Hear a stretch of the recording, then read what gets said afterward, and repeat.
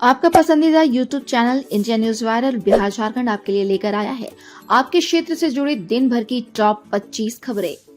Top 25 at the rate 8 PM। खबरों की शुरुआत करने से पहले यदि आपने हमारे चैनल को सब्सक्राइब नहीं किया है तो आज ही सब्सक्राइब करें और बेल आइकन दबाना ना भूलें। तो चलिए शुरू करते हैं खबरों का सिलसिला।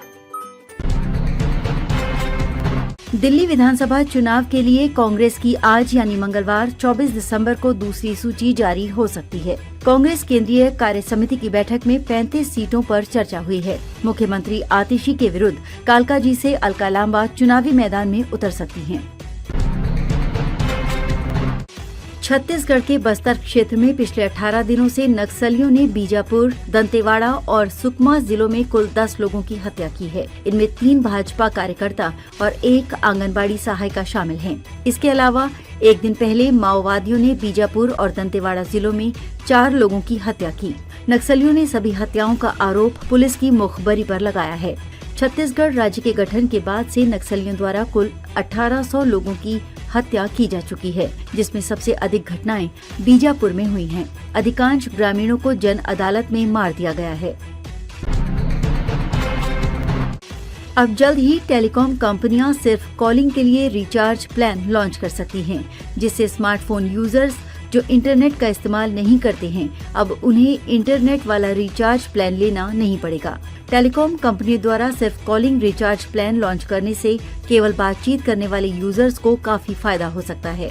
दरअसल telecom regulatory authority of India ने सभी टेलीकॉम कंपनी जियो, एयरटेल, वोडाफोन और BSNL को आदेश दिया है कि टेलीकॉम कंपनियां जल्द से जल्द केवल वॉइस कॉलिंग और SMS के लिए अलग से रिचार्ज प्लान लॉन्च करें, ताकि सिर्फ कॉलिंग की सुविधा उठाने वाले यूजर्स को इंटरनेट का अतिरिक्त पैसा न देना पड़े। भारतीय क्रिकेट कंट्रोल बोर्ड की महिला चयन समिति ने आगामी ICC अंडर 19 महिला T20 विश्व कप 2025 के लिए भारतीय टीम की घोषणा कर दी है। निकी प्रसाद को टीम का कप्तान नियुक्त किया गया है, जबकि सानिका चालके उप कप्तान होगी। ये टूर्नामेंट 18 जनवरी से 2 फरवरी 2025 तक मलेशिया में आयोजित किया जाएगा। भारत को ग्रुप A में मेजबान मलेशिया, वेस्ट इंडीज और श्रीलंका के साथ रखा गया है। टीम अपना पहला मुकाबला 19 जनवरी को वेस्ट इंडीज के खिलाफ खेलेगी। सभी ग्रुप स्टेज मैच कुआलालंपुर के बायू मास ओवल में आयोजित होंगे। ग्रुप स्टेज के बाद प्रत्येक ग्रुप से 3 टीमें सुपर 6 चरण के लिए क्वालिफाई करेंगी। सुपर 6 में 12 टीमों को 2 समूहों में विभाजित किया जाएगा। शीर्ष 4 टीमें सेमीफाइनल में पहुंचेंगी, जो 31 जनवरी 2025 को खेले जाएंगे। टूर्नामेंट का फाइनल मुकाबला 2 फरवरी को होगा। सोशल मीडिया पर आए दिन कुछ न कुछ घटनाएं सामने आती हैं। कुछ घटनाएं ऐसी होती हैं जो इंसानियत को शर्मसार कर देती हैं। अभी ऐसा ही वीडियो वायरल हो रहा है, जिसे देख आपकी भी आंखें शर्म से झुक जाएंगी। दरअसल घर के कलेश नाम के अकाउंट से सोशल मीडिया पर एक वीडियो शेयर किया गया है, जिसमें एक बहू अपने बूढ़े ससुर की पिटाई करते नजर आ रही है। व्हील चेयर पर बैठे ससुर को बहू पहले थप्पड़ और फिर चप्पल से पिटाई करती हुई नजर आ रही है। इस दौरान वहां बुजुर्ग का वफादार कुत्ता आ जाता है। कुत्ता बार बार अपने मालिक को बचाने की कोशिश कर रहा है और महिला पर भौंकता है। कुत्ते की इस वफादारी को देखकर लोगों के मन में उस जानवर के लिए और भी प्यार उमड़ पड़ा। लोग कुत्ते की वफादारी की काफी तारीफ कर रहे हैं। वहीं महिला की दरिंदगी देख लोग अपनी अपनी प्रतिक्रिया दे रहे हैं। अब खबरें झारखंड से। झारखंड के मुख्यमंत्री हेमंत सोरेन को प्रयागराज महाकुंभ 2025 में सम्मिलित होने के लिए मंगलवार को उत्तर प्रदेश के उच्च शिक्षा मंत्री योगेंद्र उपाध्याय एवं कारागार राज्य मंत्री सुरेश राही ने मुलाकात कर मुख्यमंत्री योगी आदित्यनाथ की ओर से उनका आमंत्रण पवित्र गंगाजल एवं महाकुंभ का प्रतीक चिन्ह भेंट कर आमंत्रित किया। इस अवसर पर मुख्यमंत्री हेमंत सोरेन ने उनके प्रति आभार जताया। साथ ही दोनों राजकीय अतिथियों को झारखंड का प्रतीक चिन्ह देकर स्वागत किया। इधर सरायकेला जिले के गमहरिया के चर्चित पारा शिक्षक सोनू सरदार हत्याकांड मामले के मास्टरमाइंड बीरबल सरदार को पुलिस ने एक अन्य सहयोगी रवि महतो के साथ गिरफ्तार कर न्यायिक हिरासत में भेज दिया है। बता दें कि इस मामले में पुलिस ने 5 अपराध कर्मियों को पूर्व में ही गिरफ्तार कर न्यायिक हिरासत में भेज दिया था। इस मामले के एक अन्य अभियुक्त लकी चरण नायक ने कोर्ट में आत्मसमर्पण कर दिया है। एसपी मुकेश कुमार लुणायत ने मंगलवार को प्रेस कॉन्फ्रेंस कर इसकी जानकारी दी। उन्होंने बताया कि एक जमीन डील को लेकर सोनू सरदार की हत्या की गई थी। शहीद निर्मल महतो की बुधवार को 74वीं जयंती है। इसमें राज्य के मुख्यमंत्री हेमंत सोरेन सहित कई मंत्रियों, विधायकों और झारखंड मुक्ति मोर्चा के नेताओं के आने की संभावना है। इसको लेकर ईचागढ़ की विधायक और शहीद निर्मल महतो के छोटे भाई पूर्व डिप्टी सीएम स्वर्गीय सुधीर महतो की पत्नी सविता महतो ने स्वर्गीय निर्मल महतो के समाधि स्थल और सभा स्थल की तैयारियों का जायजा लिया। इस दौरान उनकी पुत्री स्नेहा महतो, झामुमो नेता काबलू महतो भी मौजूद रहे। बिहार की राजद नेत्री और सोशल मीडिया फेम सीमा कुशवाहा मंगलवार को सरायकेला पहुंची, जहां आदित्यपुर के एक निजी होटल में राजद नेताओं ने उनका गर्मजोशी से स्वागत किया। बता दें कि सीमा कुशवाहा बुधवार को मंत्री संजय प्रसाद यादव के अभिनंदन समारोह में शिरकत करने यहां पहुंची हैं। मीडिया से बातचीत के क्रम में राजद नेत्र ने 2025 में एक बार फिर से तेजस्वी यादव के नेतृत्व में बिहार में सरकार बनने का दावा किया। वहीं झारखंड में मिले जनादेश पर संतुष्टि जताई। उड़ीसा के राज्यपाल रघुवर दास की पत्नी रुक्मणी देवी अपने पूरे परिवार के साथ मंगलवार को राजरप्पा छिन्नमस्तिका मंदिर पहुंची। उनके साथ पुत्र ललित दास, विधायक बहू पूर्णिमा साहू, दामाद जसपाल साहू, बेटी रेणु साहू एवं नाती अभिजीत साहू ने मां भगवती के समक्ष मत्था टेक कर विधिवत पूजा अर्चना कर आशीर्वाद प्राप्त किया। इससे पूर्व राजरप्पा मां छिन्नमस्तिका दरबार में पहुंचे और हजारीबाग लोकसभा के रामगढ़ जिला सांसद प्रतिनिधि राजीव जायसवाल के नेतृत्व में जोरदार स्वागत किया गया। गढ़वा सदर अस्पताल में करोड़ों रुपए की लागत से खरीदे गए दर्जनों वेंटिलेटर रख रखाव के अभाव में बर्बाद हो रहा है। मालूम हो कि कोरोना महामारी के दौर में इन वेंटिलेटरों को यहां लगाया गया था, मगर अब ये शोभा की वस्तु बनकर रह गए हैं। इस मामले पर सीएस ने बताया कि कुछ दिक्कतें हैं। इन सभी वेंटिलेटरों को मरम्मत कराकर जनवरी के अंत तक आईसीयू वार्ड में शिफ्ट कर दिया जाएगा। दरअसल इन वेंटिलेटरों को ऑपरेटर करने वाला टेक्नीशियन ही नहीं है, जिस वजह से ये सभी वेंटिलेटर बर्बाद हो रहे हैं। डॉक्टर भीमराव अंबेडकर पर किए जा रहे अभद्र टिप्पणी के विरोध में देवघर जिला कांग्रेस कमेटी ने मंगलवार को एक विरोध मार्च निकाला। ये मार्च अंबेडकर चौक से निकलकर समाहरणालय पहुंची और डीडीसी को ज्ञापन सौंपा। मौके पर कांग्रेस नेता फुरकान अंसारी ने कहा, संविधान रचयिता डॉक्टर भीमराव अंबेडकर पर गलत टिप्पणी की जा रही है। ये बेहद शर्मनाक है। टिप्पणी करने वाले अविलंब इस्तीफा दें, अन्यथा कांग्रेस और उग्र आंदोलन करने को बाध्य होगी। धनबाद के सरायढेला थाना क्षेत्र में बीती रात एक दिव्यांग बच्ची के साथ दरिंदगी की वारदात को अंजाम दिया गया। घटना की जानकारी घर और आस पड़ोस के लोगों को मिलने के बाद ग्रामीणों ने आरोपी के घर को आग के हवाले कर दिया। घर पूरी तरह से जलकर राख हो गया है। मामले की जानकारी मिलते ही सरायढेला पुलिस मौके पर पहुंचकर जांच में जुटी है। पूरे मामले की तहकीकात की जा रही है। हालांकि पुलिस की ओर से इस मामले में कोई भी बयान सामने नहीं आया है।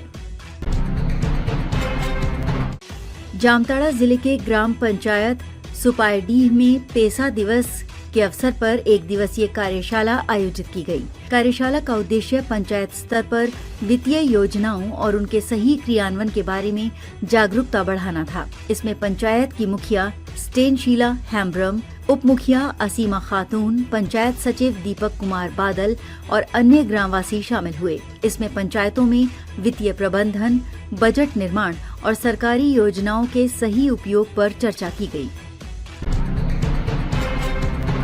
टाटा स्टील की सुविधाओं में लगातार कटौती हो रही है। इसके तहत अब ऑफिसरों की छुट्टी में भी कटौती कर दी गई है। टाटा स्टील की वीपी HRM अतरई सन्याल की ओर से जारी सर्कुलर में ये कटौती करने का आदेश दिया गया है। टाटा स्टील के पदाधिकारियों की छुट्टी को माह में PL 2.5 दिन कर दिया गया है। पर्सनल लीव पहले 60 से 120 दिन तक था, जिसको एक रूपता लाते हुए 90 दिन कर दिया गया है। पीएल को लोग अब तक अनगिनत जमा कर सकते हैं, लेकिन अब 90 दिन से अधिक जमा नहीं किया जा सकता है।